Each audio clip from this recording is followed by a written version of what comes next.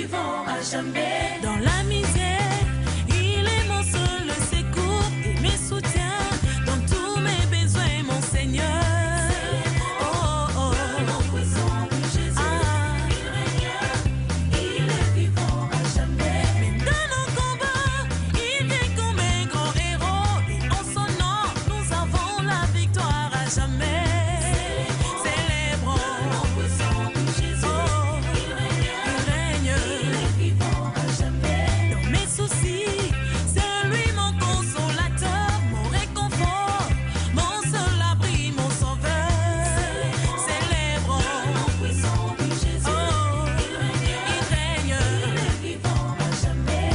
Entre ses mains, il y a la grande délivrance, son salut et sa couronne royale. Célébrons. En puissant de Jésus, Oh, oh, il règne. vivant à jamais. Sa parole est une lumière à mes pieds. Elle me guide dans mon chemin avec lui. Oh, oh, le nom puissant.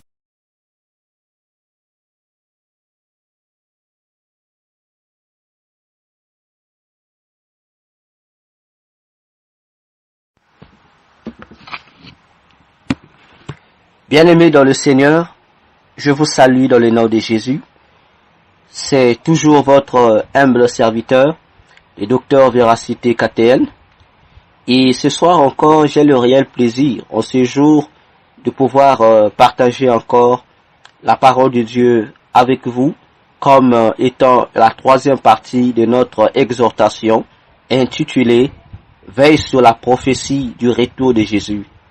Et sur ce plateau, j'ai l'heureux plaisir d'être accompagné d'un homme de Dieu, le pasteur Jean-Timothée Kiyundu, auquel je le serai un petit mot pour vous saluer. Pasteur, à vous la parole. Merci, je vous salue tous par le nom de Jésus-Christ, lui qui nous a fait grâce d'être gardés aujourd'hui, protégés par sa puissante main. C'était ainsi le mot du pasteur Jean-Timothée Kiyundu. Et bien aimé, je suis votre humble serviteur, comme je l'ai dit, le docteur Véracité KTN. Nous poursuivons avec notre enseignement sur veille sur la prophétie du retour de Jésus. Et nous avons notre passage de base, Proverbe 29, le verset 18, qui déclare que lorsqu'il n'y a pas de vision ou de révélation, le peuple est abandonné, mais heureux s'ils observent la loi.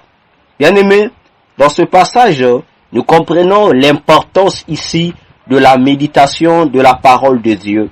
Nous comprenons ici que la parole de Dieu a une place vitale dans la vie d'un enfant de Dieu, de celui-là qui se dit chrétien, de celui-là qui se reconnaît appartenir à la race de Dieu. Raison pour laquelle ce soir encore, nous allons poursuivre avec notre enseignement afin de maintenir, comme nous l'avons dit dans l'exhortation précédente, les enfants de Dieu en état de veille. Et pour ce soir, comme sous-thème, nous avons pour sous-thème les ruses du diable. Et nous allons lire notre passage dans 1 Pierre 5, les versets 8 jusqu'au verset 10. Lisons la parole du Seigneur. Nous rendons grâce à Dieu. L'apôtre Paul écrit ceci: Soyez sobres, veillez. Votre adversaire le diable rôde comme un lion rugissant, cherchant qui il dévorera. Résistez-lui avec une foi ferme, sachant que les mêmes souffrances sont imposées à vos frères dans le monde. Le Dieu de toute grâce, qui vous a appelé en Jésus-Christ à sa gloire éternelle, après que vous aurez souffert un peu de temps, vous perfectionnera lui-même, vous affermira, vous fortifiera, vous rendra inébranlable. Amen. Amen. Bien-aimés, nous rendons à l'évidence que dans cette lettre de l'apôtre Pierre à l'endroit des chrétiens, que l'apôtre écrit cette lettre dans une circonstance où il reconnaît que les chrétiens à qui il écrit cette lettre se trouvent dans une situation de persécution, c'est-à-dire une situation où les enfants de Dieu ne se sentent plus en repos, ne se sentent plus heureux parce que d'un côté il y a eu l'ennemi qui s'est levé afin de troubler leur foi, afin de faire qu'au travers des différentes tribulations qu'ils auront à subir, que les enfants de Dieu puissent abandonner leur foi pour devenir des apostats. Car vous le savez bien que face aux tribulations, face aux persécutions subies, il est difficile pour celui qui subit ces persécutions ou ces difficultés de continuer à garder la bonne position. L'histoire et notre vécu quotidien nous prouvent que nombreux se déroutent du droit chemin à cause de leur incapacité de surmonter les différentes épreuves, les différentes tentations, les différentes persécutions qu'ils rencontrent ou auxquelles ils sont victimes. Raison pour l'apôtre Pierre d'adresser cette lettre aux chrétiens du monde entier afin de les informer que ils doivent veiller et être sobres.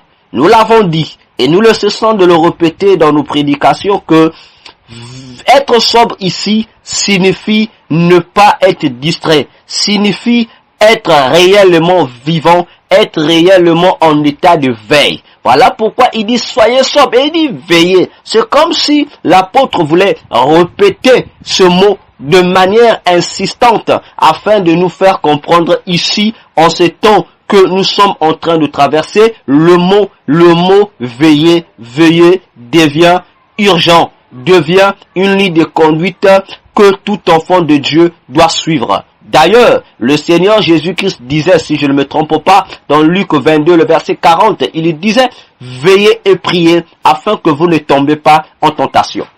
Car, ajoute l'apôtre Pierre, votre adversaire le diable rôde comme un lion rugissant, cherchant qui il va dévorer. Bien-aimé dans le Seigneur, il est dit que notre adversaire, on ne dit pas l'adversaire du monde, on ne dit pas l'adversaire des païens, on ne dit pas l'adversaire de qui que ce soit, mais on dit votre adversaire, c'est-à-dire l'adversaire des chrétiens rôde. Comment il rôde? On dit il rôde. Le diable, qui est l'adversaire des chrétiens, qui est l'adversaire des enfants de Dieu, rôde comme un lion rugissant, cherchant qui il dévorera. Donc, avec l'apôtre Pierre, nous comprenons que le diable, son objectif, ce n'est pas de dévorer quiconque, mais c'est dévorer en premier lieu les enfants de Dieu, ceux qui ont en eux l'Esprit de Dieu, ceux qui ont accepté de porter le nom de Jésus pour être des chrétiens. Parce que la guerre entre le diable et la descendance, plutôt les disciples de Jésus, est une guerre qui date. Et ce n'est pas aujourd'hui que cette guerre prendra fin. Raison pour laquelle nous attirons l'attention de tous les enfants de Dieu du monde entier de veiller et de prier, de comprendre que la guerre continue. Aussi longtemps que Jésus n'est pas encore revenu pour prendre son église afin de l'emmener dans son royaume, sachez-le, frères, sœurs chrétiens, où vous êtes, peu importe votre nationalité, peu importe votre identité, sachez que la guerre entre le royaume de Dieu et le royaume des ténèbres est une guerre perpétuelle. Alors, pour amener une certaine étude dans cette identification de l'apôtre Pierre, de notre adversaire qui est le diable, l'apôtre déclare que le diable, notre adversaire, rôde comme un lion. Vous le savez que dans la Bible, lorsqu'on parle du lion, le lion ici est une identité évocatrice qui nous parle de la royauté. Cela signifie que si le diable se présente lors de son attaque contre les chrétiens sous la forme du lion, les chrétiens à son tour doivent prendre conscience que lorsque le diable vient l'attaquer, le diable ne vient pas l'attaquer n'importe comment, mais le diable vient l'attaquer avec une identité de souverain, avec une identité de roi. C'est-à-dire que Satan, en quittant son monde pour venir attaquer les chrétiens, ne vient pas comme il est venu dans le jardin avec Adam sous la forme du serpent, mais il vient sous une forme qui révèle réellement la place qu'il occupe au milieu des anges déchus, c'est-à-dire le prince de la puissance des ténèbres, c'est-à-dire un roi. Alors, on dit, il rôde autour des enfants de Dieu. Il rôde, ça veut dire quoi?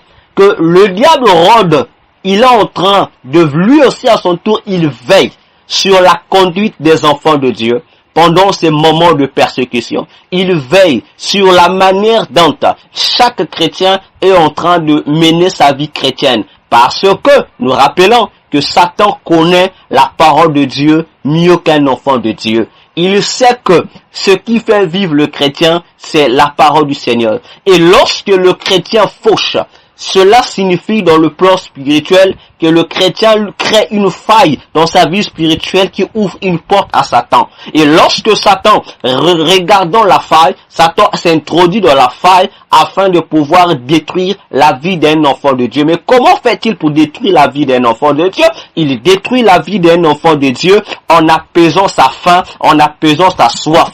Parce que Pierre déclare que lorsque le diable vient faire la guerre aux enfants de Dieu, il vient en tant qu'un lion qui rugit. Or, bien-aimé dans le Seigneur, un lion ne rugit pas n'importe comment. Le lion rugit que pour deux causes. Soit il est affamé, selon Proverbe 28, le verset 15, ou soit il est en colère et il veut manifester sa colère sur l'élément ou la personne qui a attisé cette colère. Autrement dit, il veut régler ou se venger ou faire du mal à la personne qui venait de le mettre en colère. Ce qui signifie que si le diable se permet ainsi de venir dévorer les enfants de Dieu, c'est pour assoupir sa faim, c'est pour étancheter sa soif. Parce que le diable, comme le lion, il se nourrit de la chair humaine et il se nourrit du sang humain. Raison pour laquelle Satan vient en tant que roi, en tant que prince, en tant que souverain, pour pouvoir chercher à détruire les enfants de Dieu, pouvoir chercher à dévorer les enfants de Dieu. Ce qui doit ici interpeller notre attention, parce que les enfants de Dieu souvent ont tendance à penser que le fait qu'ils ont Jésus, que Satan ne peut plus les attaquer, que le fait qu'ils prient, que Satan ne peut plus les manger, le fait qu'ils sont devenus chrétiens, qu'ils ne sont plus la proie du diable. Au contraire, en devenant chrétiens, ils deviennent encore, comme nous pouvons le dire, des véritables poulets qui tournent aux yeux du diable. Ils donnent encore l'appétit au diable pour que le diable puisse les consommer comme il le faut, parce que le problème du diable, c'est de faire des enfants de Dieu leur proie. Surtout qu'actuellement, avec cet événement du coronavirus, où le confinement est ici comme également une sorte de persécution, de tribulation, que plusieurs sont en train de subir et d'autres sont en train de déclarer, parmi lesquels les enfants de Dieu, nous sommes donc appelés à une certaine vigilance. Et cette vigilance nous amène à comprendre avec Proverbe 30-30 que le lion, l'identité du lion parlant de la royauté, amène également à comprendre que le diable rôde comme un roi. Et en tant que roi, il est à la recherche de proies. Et parmi les proies, la Bible déclare dans Éphésiens 2, le verset 1 à 2, que Satan est le prince de la puissance de l'air. Et en tant que prince de la puissance de l'air, ici encore, il y a une grande révélation. Et nous vous l'avions entendu dernièrement avec le pasteur Timothée, qui déclara que les virus sont même transportés par l'air. Or, si Satan est le prince de la puissance de l'air, rien ne nous étonne aujourd'hui de voir apparaître sur la terre la manifestation de plusieurs maladies, qu'elles soient microbiennes, qu'elles soient virales ou bactériologiques. Bien aimés, comprenez que toute maladie qui surgit sur la terre n'est pas forcément naturelle. Il y a également des maladies qui sont des maladies sataniques, fabriquées de toutes pièces par le monde des ténèbres depuis le deuxième monde, sinon depuis le monde de l'air. Ce qui doit donc attirer notre attention à comprendre ici que Satan, en tant que lion, en tant que roi, il est à la quête des proies qui ne sont que en priorité les enfants de Dieu. Et face à ces différentes soifs qu'il a, Satan utilise donc en tant que roi son arsenal constituant plusieurs stratégies, constituant plusieurs systèmes afin de pouvoir étancheter sa soif et apaiser sa faim. Ce qui revient à dire, frères et sœurs, pendant ce moment du coronavirus, ce n'est pas le temps de se divertir, c'est le temps d'être sobre, c'est le temps de veiller, parce que le diable est là avec son arsenal. C'est pourquoi, dans ce sous-thème, nous sommes en train de parler des ruses du diable pendant ce temps du corona, pendant ce temps du confinement mondial, afin que chaque enfant de Dieu prenne les dispositions qui conviennent. C'est pour cette raison, bien-aimés, que je voudrais, dans ce premier point, présentant le diable comme un lion rugissant, recommettre la parole au pasteur Timothée Kiyundo, afin qu'il dise son mot concernant le diable en tant que lion rugissant auprès des enfants de Dieu. Pasteur Timothée, vous avez la parole. Merci pour la parole. C'est dans la même partie dont il est question que nous puissions aborder cette idée. Dans le diable est maintenant en une prise de forme d'un lion. C'est le Seigneur Jésus-Christ qui lui donne cette identité, parce que lui, devant ses regards, personne ne peut s'échapper de toutes sortes de déguisements. Donc voilà pourquoi il faut maintenant comprendre le langage du Seigneur en tant que lion qui est le diable. Qu'est-ce que le lion a? Qu'est-ce que le lion peut apporter aussi? Donc le lion ici, comme on vient de vous le parler par le docteur Véracité, il est question de la chefferie, donc la chefferie royale. Donc déjà même pour un roi ou pour un lion, parce que c'est une identification qui est semblable à Christ. Donc c'est carrément pour séduire le cœur. Car celui qui s'amène, je crois que ça c'est le roi des rois. Celui qui s'amène, c'est le lion de la tribu de Juda. Donc il vient vraiment pour apaisantir nos cœurs. Il vient vraiment pour ôter nos souffrances. Sachons-le bien. Qu'est-ce qui nous a occasionné les souffrances? C'est depuis le temps d'Adam et Ève, dont il a pris l'accession de nos consciences par Adam et Ève, où il a provoqué la chute qui a donné égale souffrance. Parce que nombreux ne comprennent pas comment est-ce que les souffrances sont entrées dans le monde. Les souffrances sont entrées dans le monde par cette chute d'Adam. Et c'est ce que nous sommes en train de vivre.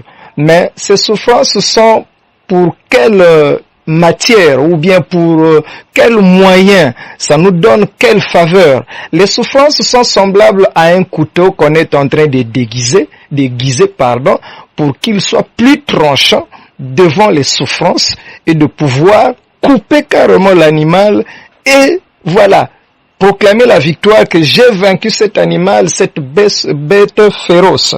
Donc voilà pourquoi au moyen de nos souffrances, ce n'est pas de pouvoir pleurer, de pouvoir se leurrer, mais un moyen de pouvoir aiguiser nos forces, un moyen de pouvoir aiguiser nos talents qu'on a reçus comme don de toutes sortes de qualités, un moyen qu'on a reçu effectivement de pouvoir s'en sortir dans nos vies de prière, donc des vies de prière qui deviennent tranchantes, donc capables de vivre la victoire, parce qu'il a dit que afin que nous puissions paraître debout devant le Fils de l'homme qui est Jésus-Christ.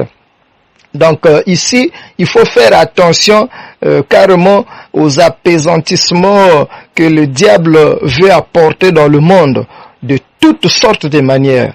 Donc il faut avoir le discernement de pouvoir comprendre est-ce que ce qu'on nous apporte comme étant mesure de pouvoir apaisantir nos cœurs ou bien nous apporter la solution, est-ce que réellement c'est une solution divine ou bien c'est une solution fabriquée afin de pouvoir nuire à notre santé ou de pouvoir bien nous contrôler comme il est question de coronavirus. Ça, ce n'est même pas à cacher parce que le monde en parle effectivement, comme je venais de le dire dans les premières parties qu'il y en a ceux qui en ont fait même des films, toujours à leur niveau dont nous connaissons à l'Occident. Donc, il est question de pouvoir comprendre qu'est-ce qui nous arrive. Est-ce que ça c'est une solution ou bien c'est pas une solution? Parce que au moment où nous sommes en train d'arriver vers la fin, le même lion là comprend qu'effectivement nous arrivons vers la fin, et alors qu'est-ce qu'il veut faire? Lui également, comprenant que nous arrivons vers la fin, il veut user de cette violence, de cette rapidité, de cette augmentation de souffrance, de cette augmentation des ruses et de séduction, afin de pouvoir vraiment attraper bon nombre. Donc il faut faire attention parce qu'il est en train de regarder l'heure, comme les démons là qui ont su dire lors du service de délivrance de Jésus-Christ dans cet homme fou, et qui ces démons vont réclamer, mais fils de l'homme, comme quoi pour venir nous tourmenter avant l'heure. Pourquoi ils ont dit avant l'heure? Si réellement les démons ne savent pas, ou Satan ne sait pas que l'heure est proche pour sa détresse éternelle, pour sa souffrance éternelle dans le feu éternel. Il le sait bien. Or, si le diable le sait, mais comment peut-on parler encore de l'ignorance auprès des habitants de la terre? Là, je prends en général. Pourquoi pas prendre en général? Parce qu'il est une nécessité. Dieu, dans son amour qui est grand, dont le soleil se lève pour tout le monde, c'est qu'il a besoin de notre repentance, il a besoin de notre conversion, il a besoin de notre salut, il a besoin de notre vie s'exercer sur cette terre. Sachons-le sans oublier. Dès qu'il a fini à créer, il a donné à l'homme. Il a dit que l'homme prend en possession la terre que je te donne. Il dit que multiplie-toi, remplis la terre, assujettis, et tout, domine. Bon, mais quelles sont les promesses qu'on a données au diable et les démons? Il n'y en a pas. Pour que d'autres puissent tisser des alliances pour aller demander comme ceux qui demandent encore pardon, que non, esprit de sirène, des eaux et autres, nous avons besoin de l'or, nous avons besoin de diamants, de mercure, de topaz, et ainsi de suite, et pour qu'ils en obtiennent l'offre. Mais comment ça? On oublie les promesses de Dieu. Mais c'est ça la légitimité qu'on a reçue, dont nous donne l'accès de possession de tout ce qui sont des promesses, des biens qui sont pour les enfants de Dieu, les fils d'Abraham qui habitent la terre. Alors ça serait inutile, c'était inutile en fait d'aller demander encore à qui que ce soit. Non, Dieu nous a déjà donné tout ce que nous voyons sur la terre, pourvu seulement d'avoir l'amour, l'entente, comment gérer, comment se fixer des contrats et tout, et on s'en sort respectivement. Donc, il faudrait voir maintenant du côté de l'adversité, qu'est-ce qu'il en est question. Effectivement, le diable est au courant des promesses que Dieu nous a données. Donc, sachez-le comme on vient de nous le dire, en passant par le docteur Véracité, il vient pour boire le sang des humains. Donc, comme l'avait su dire Jésus-Christ, le diable ne vient que pour voler, égorger et détruire. Mais en première phase, lui ne peut pas se dévoiler pour que tu ressentes ses besoins. Non, sinon tu fuiras. Parce que lui, il vient d'une manière séductive. Donc, il doit te présenter les biens que tu aimes, sachant qu'il a déjà étudié même tes désirs, ton cœur. Donc, il vient seulement à ta soif, et qui est bien précise, afin qu'il puisse t'assouvir. Et c'est là maintenant où est la difficulté de pouvoir lui résister. Et voilà pourquoi si un homme de la terre comprend que non, tout ce que je vois, non, ça m'appartient. Mais de quoi s'agit-il, de quoi serait-il pour cette personne, comme l'a su bien démontrer Jésus-Christ devant le diable, et celui-ci lui dira que adore-moi, je te donnerai toute cette terre et tous les biens qui s'y renferment. Mais c'est une leçon pour nous les enfants de Dieu quand Jésus-Christ lui a résisté en lui disant qu'il est écrit.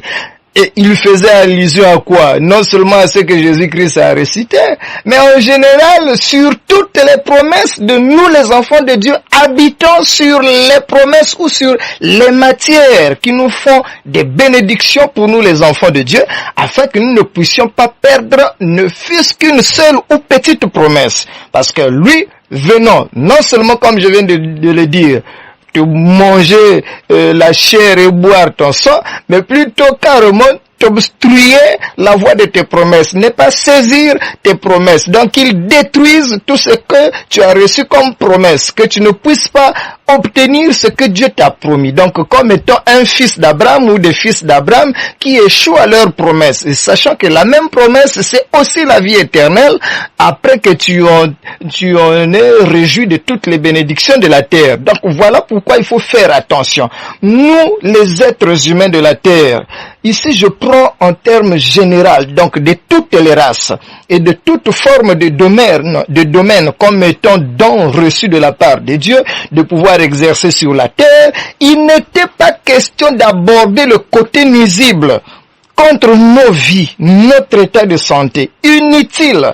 Et on ne devait pas accepter un désir quelconque venant d'un extraterrestre, celui qui n'est pas une vie retracée, ou plutôt ressortissant de Dieu. Donc, je voudrais dire, celui qui n'est pas de la même famille, de la même qualité d'être vivant que nous sommes, les enfants issus du Fils de l'homme, comme dit la Bible. Donc ici, je voudrais exclure effectivement les démons, les géants dont la Bible parle, qu'ils virent les fils des hommes, ou les fils de l'homme plutôt, et les filles du fils de l'homme, et qu'ils étaient belles, et ils sont allés avec celles-ci, et ils ont enfanté des fils et des filles, et qui ont habité jusqu'aujourd'hui où nous parlons cette terre. Et voyez-vous, ils sont nombreux, c'est une grande popularité, et dont l'homme de la terre ne comprend pas. Il ne peut pas identifier, il voit seulement un être humain, mais qu'est-ce qui lui compose pour qu'il puisse être réellement semblable à ton identité du fils du roi Jésus-Christ de Nazareth. Donc, il faudrait veiller sur ça, veiller sur nos promesses, veiller sur ce qu'on a besoin de la part de Dieu, vivre les promesses de Dieu et ne pas regarder comme étant les souffrances que nous sommes en train de vivre comme étant une punition venant de Dieu. Non. C'est pas une punition venant de Dieu comme telle. Oui, Dieu, effectivement, il a voulu et il a dit même que nous puissions souffrir, mais ce ne sont pas des souffrances à nous détruire, non. Ce ne sont pas des souffrances dans lesquelles il n'y a aucun profit à tirer, non. Mais plutôt dans ces mêmes souffrances, il y a des bénédictions à tirer. Donc nous sommes comme étant des éléments stratégiques capables de dribbler le diable sur le terrain, de lui marquer des buts et qui sont nos bénéfices. Et nous dirons à la fin, gloire au Seigneur, comme étant ceux qui crient dans les stades.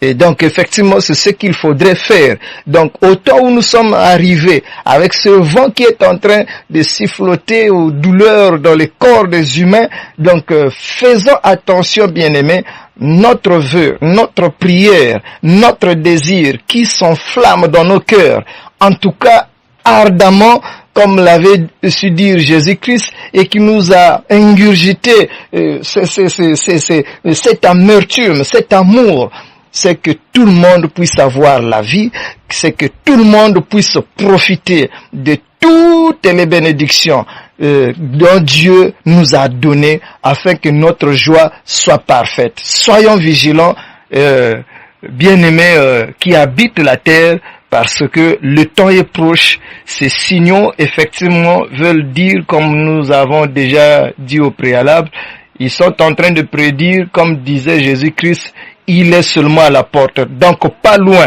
Même les apôtres ont dit qu'il est en train de hâter les pas afin qu'il vienne. Je crois que c'était un prophète, effectivement, dans l'Ancien Testament, effectivement. Et il est prêt à la porte. Et il vient en hâte pour venir nous prendre et nous amener dans le royaume des cieux. Donc, voilà un peu comme l'œil de vigilance à notre exhortation pour tous les habitants de la terre. Que Dieu vous bénisse. Voilà, bien-aimés, l'intervention du pasteur Jean-Timothée Kiyindou, qui est plein de révélations en ce qui concerne cette identité du diable en tant que roi sous la forme du lion rugissant qui rôde autour des enfants de Dieu.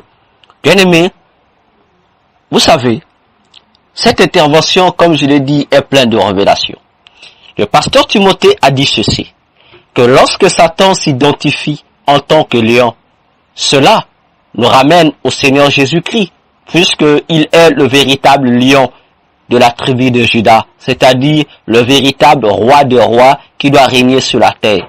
Satan, étant chassé du ciel, fut donc contraint de prendre comme usurpateur ce titre de lion, afin de tromper, comme a dit le pasteur Timothée, la vigilance des habitants de la terre, la vigilance des hommes et des femmes que Dieu a créés pour sa gloire, afin de pouvoir ravir à ces hommes leur importance et leur valeur. Parce que Satan, en tant que lion rugissant, il rugit parce qu'il est en colère. Colère contre qui? Colère contre quoi? Comme ici au Congo nous disons, colère de qui? Colère de quoi? Il est en colère contre toi, parce que c'est toi seul, homme, qui a été créé à l'image et à la ressemblance de Dieu.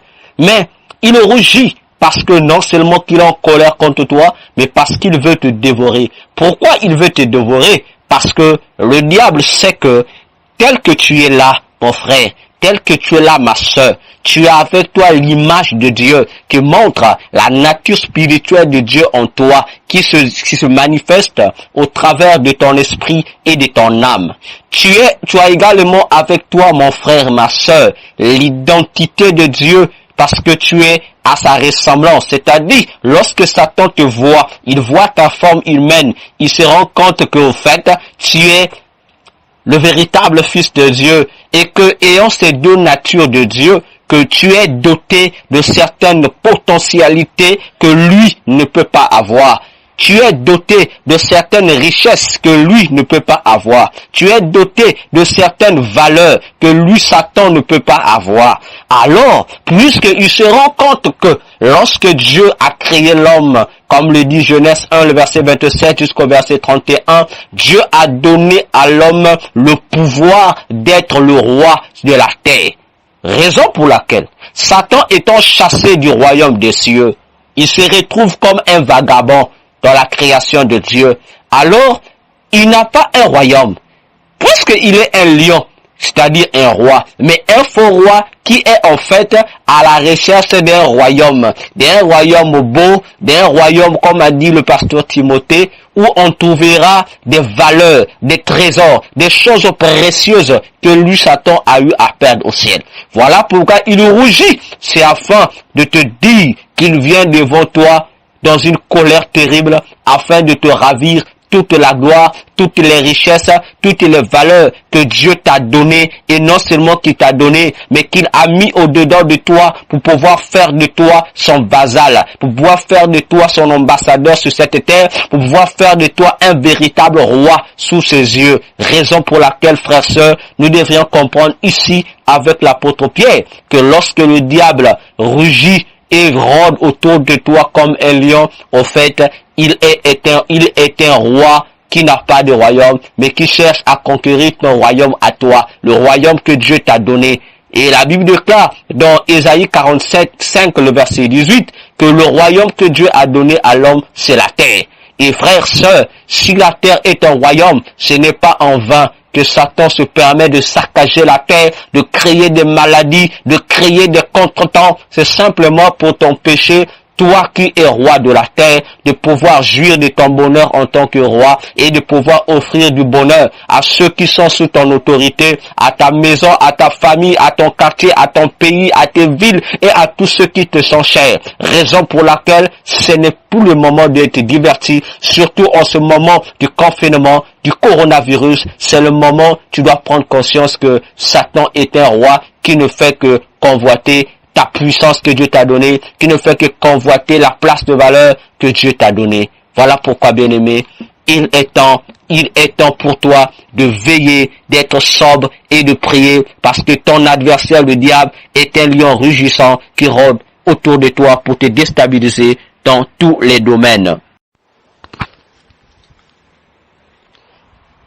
Donc, bien-aimé, vous comprenez ici quelle est l'ampleur de la guerre qui est là entre le monde des ténèbres et les enfants de Dieu.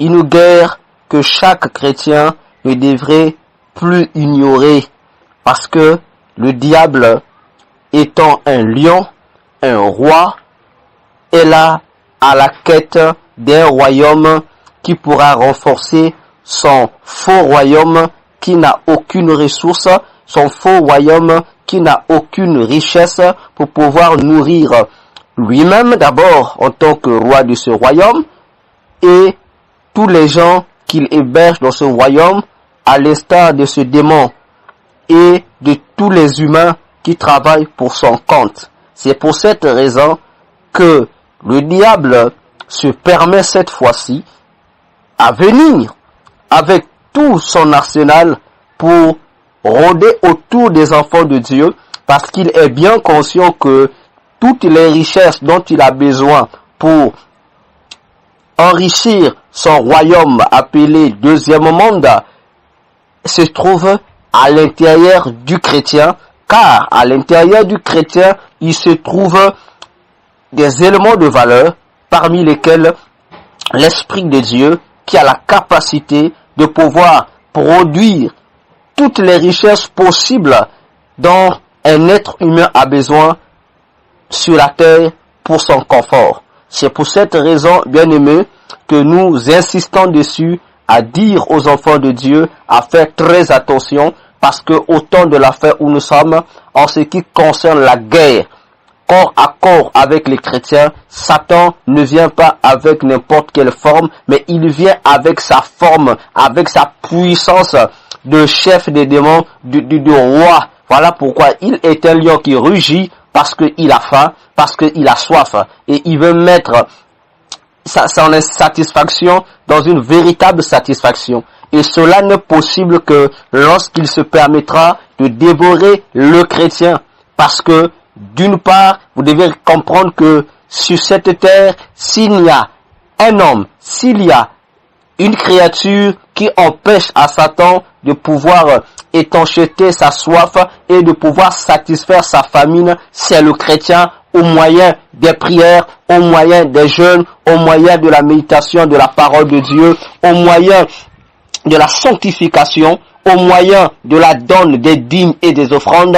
Tout ce que le chrétien fait pour honorer Dieu constitue pour le diable des véritables obstacles à l'accomplissement de ses différentes activités, sinon un blocus à sa quête d'espace, à sa quête de richesse, à sa quête de gloire. Comme vous, le pasteur Timothée, a eu à le dire que Satan n'a aucune gloire, Satan n'a aucune puissance. Ce n'est qu'un usurpateur, ce n'est qu'un voleur qui ne veut que séduire sa proie afin de l'égorger, de la voler pour pouvoir faire que la proie soit vidée de toutes ses essences spirituelles et naturelles qui deviennent une coquille vide.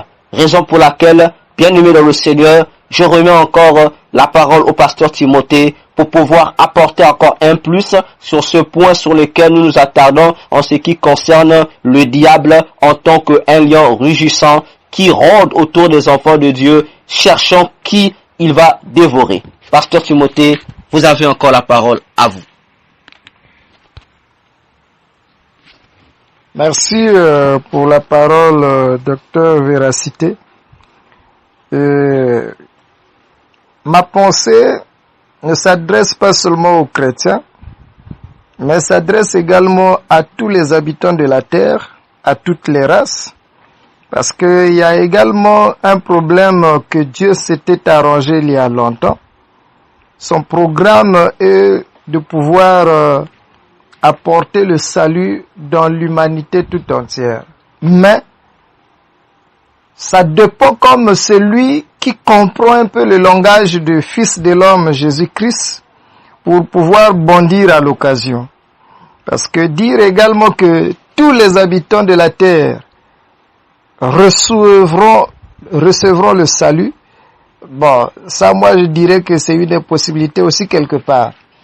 Parce que même lui-même étant sur la terre, il a dit que à vous a été donné le mystère de connaître le mystère du royaume. Voilà pourquoi je ne vous parle pas en parabole, mais à ceux-là n'a pas été donné de connaître le mystère du royaume. Mais il y a une sagesse que l'homme de la terre doit user. C'est user de la violence, comme Jean-Baptiste avait su le dire, qu'il faut user de la violence de pouvoir accéder à la vie du salut. Et cette violence, elle est remarquable par certaines personnes n'ayant pas été destinées à cela, mais quand même il s'est hasardé, comme dans un sens de la curiosité, de pouvoir saisir lui aussi cette opportunité, cette occasion, se disant, mais comment? Est-ce que c'est seulement les Juifs? Ou bien, même nous autres là, les Moabites, les Palestiniens, les Européens, les Africains, nous sommes aussi concernés. Effectivement, usant de cette violence, malgré le refus du langage du Seigneur, par exemple à cette femme, que je ne suis pas venu auprès des chiens ou bien leur donner ma nourriture sainte et des chiens, mais je suis venu seulement aux brebis d'Israël. Si on n'a pas le discernement, si on n'a pas l'intelligence, si on n'est pas vigilant ou violent, on risquera de considérer comme étant une insulte et révoquer carrément l'opportunité bienveillante qui arrive pour qu'elle donne la vie. Et c'est ce qu'avait compris cette femme. Il a dit non, je dois insister parce que je comprends comment est-ce que cette nourriture-là. Parce que dès lors que j'ai cette nourriture, en tout cas tout, et sauf rien, me sera possible dans le parcours comme étant moi aussi une juive de la nation des Hébreux. Et on va remarquer Ruth, la Moabite, était loin, n'était même pas celle qui devrait être considérée pour la vie d'Israël, ni même obtenir des grâces ou des besoins qui seraient pour le parcours de sa vie. Mais non, il s'est dit non, moi je vois comme une passerelle, c'est Naomi. Et elle dit à Naomi que Naomi, là où tu seras, moi je serai. Là où tu dormirais, moi je dormirai. Tout ce que tu mangeras, moi aussi je mangerai. Tout ce que tu feras, moi je le ferai. Et ton Dieu même sera mon Dieu. C'était très fort. Et cela lui a donné l'opportunité d'aller se marier avec un homme qui avait le prix de rachat. C'est-à-dire de prendre la vie de cette étrangère qui n'était pas destinée à cela et de lui accorder une très grande opportunité, une vie, un grand héritage, tout ce qu'elle aura besoin comme vie en abondance, voilà, à sa portée. Et c'est ce qui a été fait. Elle s'était mariée avec Boaz. Si je suis en train d'aborder ce problème, je voudrais, sans omettre, il est question de toujours le même pouvoir là, qui est le lion, qui vient auprès de nous, en termes de pouvoir, nous montrer effectivement, à bien voir, des ruses, des séductions.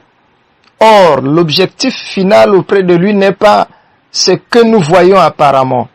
Il y a autre chose qui ne peut et n'aime pas aussi dévoiler.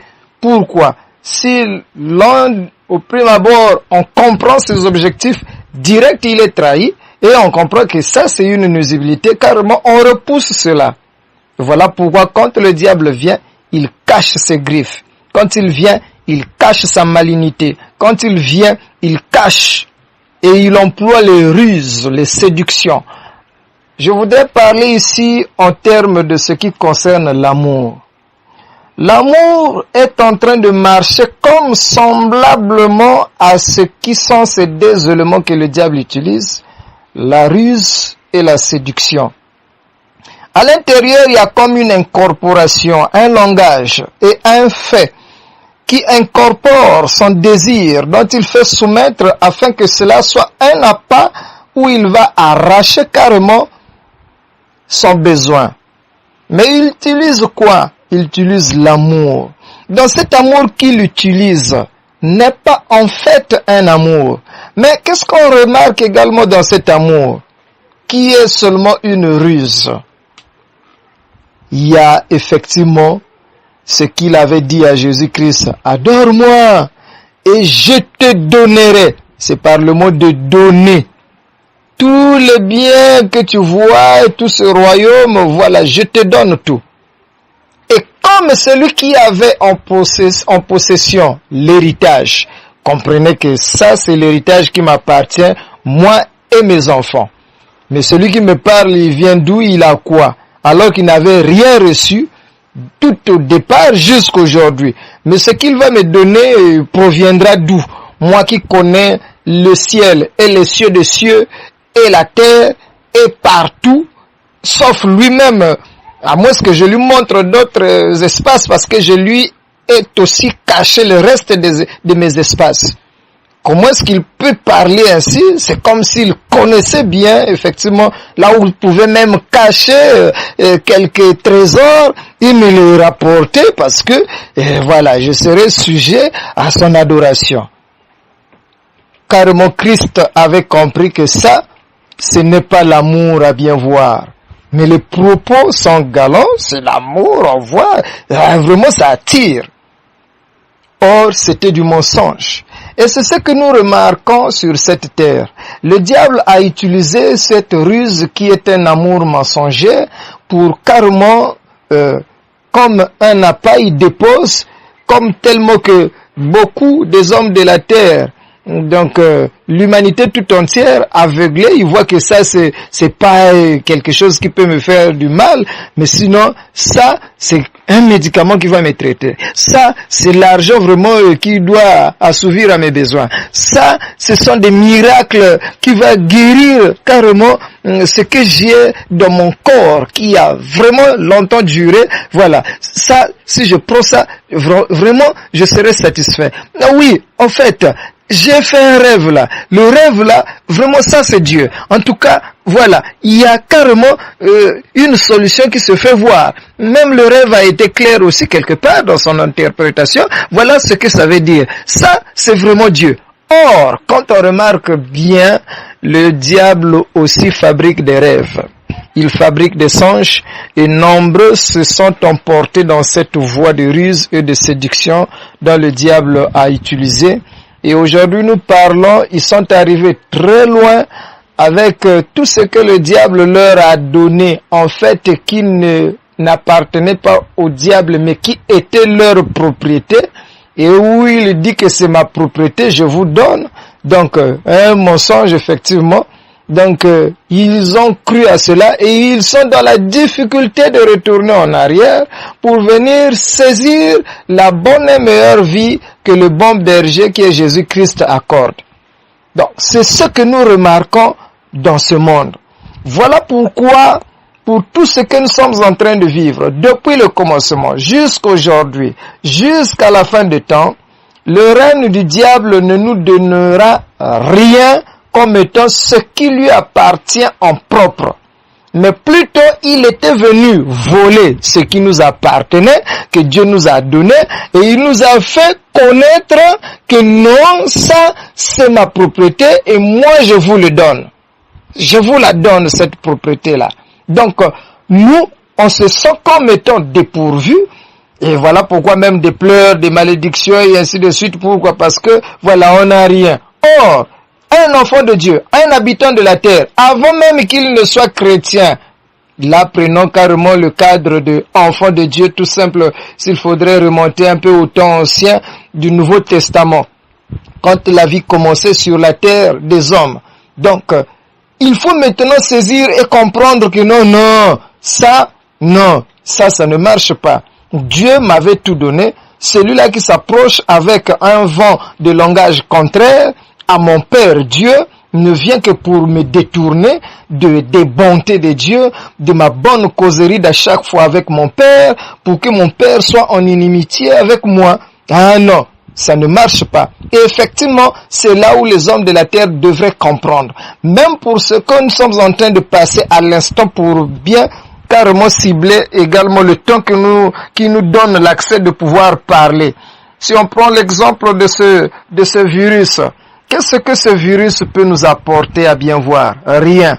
Mais c'est une utilisation diabolique, satanique qui est carrément à la tête, d'une manière ou d'une autre utilisé, et qui nous fait comprendre que derrière cela, lui il est innocent, le diable bien sûr, derrière cela, les magiciens, les francs-maçons et autres, ou les démons sont innocents, derrière cela, on verra une solution apparaître, c'est pour que nous puissions être guéris de cette peste. Mais car, en fait, à bien voir, ce n'est même pas la pensée de Dieu dans sa volonté, comme étant un père d'amour qui aime ses enfants. Lui, il n'a pas voulu, en fait, dans ce sens-là, que ce sujet devrait y être abordé. Le monde que nous sommes habités, le diable est depuis auparavant cupide, dans l'objectif de nous détruire et toutes nos promesses. Donc c'est lui qui est beaucoup cupide, c'est lui qui est à la ténacité, le problème de l'argent, les biens. Donc voilà pourquoi tout ce que nous sommes en train de voir sur la terre, qui peut nous donner comme la vie, en fait, c'est un moyen, c'est un niveau de pouvoir détruire de plus belle nos vies. Mais ce sont des manigances secrètes.